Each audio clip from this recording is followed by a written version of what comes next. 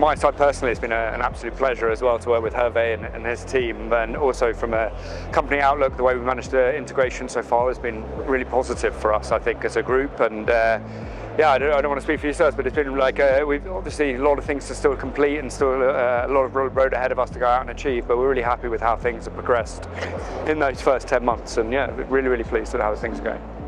Yeah, well, I'm on the same line, and an integration, you never know how it goes until you're really in, and it's so far really a pleasure working with the team, with the different opportunities that we see together, and working together with Richard. So I think this has been really a successful way that we've been designing together, and we couldn't think of a better plan and a better road together, I think. Exactly. I mean, we spoke as well before, Robin, that we spent quite a lot of time in that period between the announcement of the SPA and then the actual closing, really trying to format a really strong integration plan, both on the people side, the technology side, and then the commercial side as well. So kind of hit the ground running, can push forward, still a lot of things to go out and achieve and do, but really pleased with the beginning of it.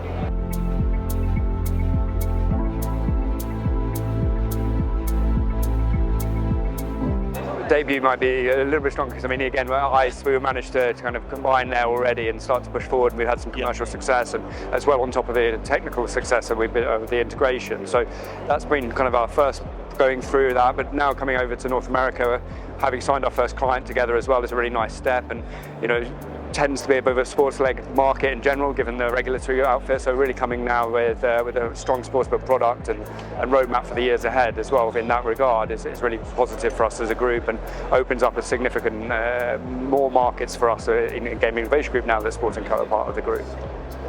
Yeah, I would say that this show has been a great opportunity to work both for South American and North American opportunities, as I mean, it has been a good entry point to meet the clients of South America that did not have the opportunity to come to England, that it was the Easter break this year in London. And as we have a lot of clients in South America, it was really a strong momentum for us to meet all these clients from Peru, Argentina, Colombia, and therefore we have been focusing on the existing and the new opportunities, like Mexico, for example, and of course North America, in paving the road for new successes after Maryland, where we signed our first contract together with the gig platform and our sportsbook.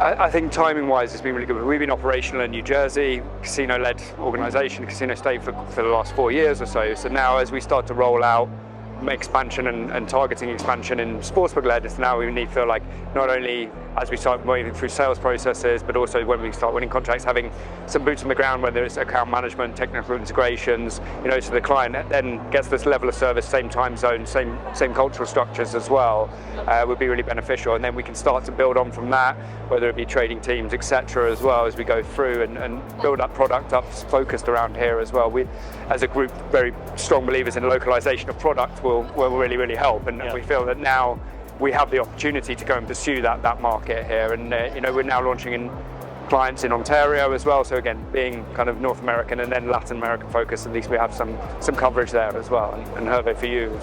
Yeah, and I would also add the fact that with all the support of the gig teams for some key areas, like for example compliance, which was something that was not as strong in the Sportnco group.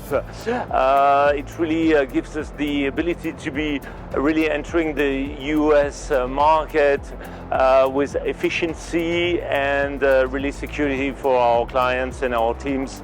So it's really a good moment for us to be able to take the opportunity of this huge US market in sports betting. Yeah, and to add to that as well, obviously our media business has been kind of paving its own path within the North American markets, and we've always known in our plans that we needed to have from content or all of the different things really localized structure.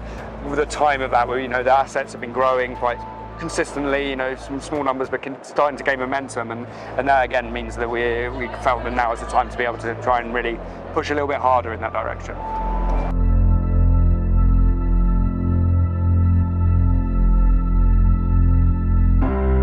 Casino first. I think it would depend a little bit on the opportunity. I mean, I still think in particular the opportunity in iGaming is very large, and it's not as consolidated amongst a few in terms of market share, so I think the opportunities are very, very strong. But then that being said, we also see the value of the sportsbook, and there's a number of states that won't be legalizing iGaming for quite some time as well, so we really believe that the opportunity therefore leads into in sports. Yeah, I think that as Richard was saying, the good and strong opportunity is that there are some states where sportsbook will be the only market that will be available. So that's really important to be able to offer that to the potential clients. And I think that we have been also focusing a lot on the mobile part, which is a key area, and we are already doing 85% of our online business on mobile, and therefore we will be able to really offer the good product for the US punters with our mobile sports betting solution. Yeah, exactly. And also, when you've been Sportnco have been operational in sportsbook-only markets like France for such a long time, knowing how to manage product, manage pricing, manage everything without the retention element or the margin expansion you have of iGaming. So it's really important from an operational perspective as well. For the team have shown that they've been able to do that. Yeah, and deliver a high level of margins. Yeah. I mean, in countries like France or even Portugal, where we are going to launch pretty soon, we're able to deliver margins from 15 to even 17 or 18% a year, and that's something which is very important for clients, which are at the end we are responsible to deliver profitability on the sportsbook, and this is one of the key reasons I think why we've never lost a client in our sports betting activities. So I think that's really a key element of our past success and our future ones.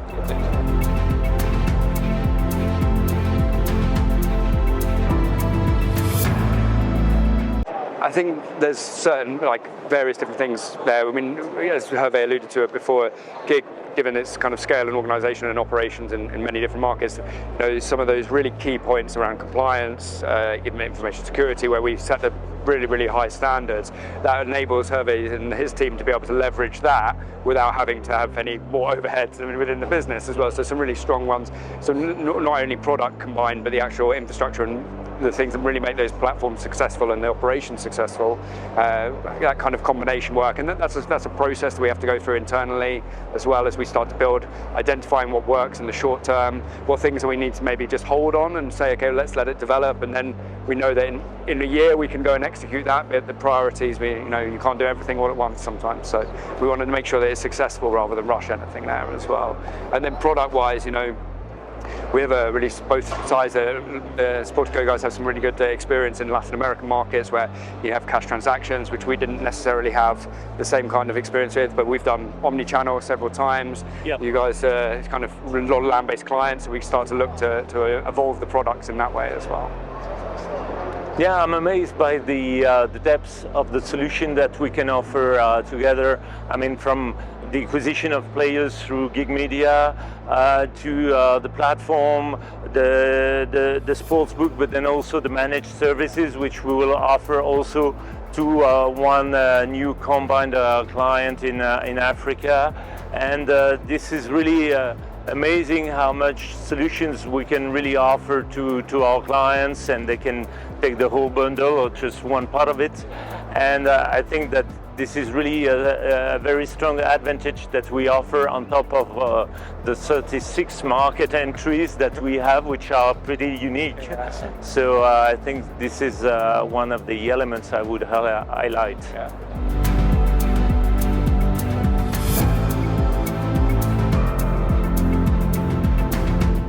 Well, I think, I mean, to be honest, I think it has been coming from both. Of course, operators are more focusing on marketing and therefore acquiring and retaining players, and have been making progress in innovation in these areas, both for retail but also for online, and also try to mix innovation to really have an omni-channel solution for the acquisition and things like that. And in terms of, in terms of product, we've seen innovation that was really coming from the providers. So I think the two combined are really what's driven the market for either an innovation on the product or marketing. Yeah, I agree. I mean, it comes from both sides. You've seen brands lead that innovation, and then you see it often from a kind of customer experience point of view and such like that. And then suppliers, whether that be payment methods or anything else, like Sweden's a great example. When they switched over to Bank ID, that completely revolutionized how you operate in Sweden. So therefore it's supplier led. So I think we balance working with the partners as well to try and work on that innovation, to identify the great ideas, the ones that are feasible, which ones to go and execute on. So I completely agree. It's a combination and a joint effort. It should be, at least, I think.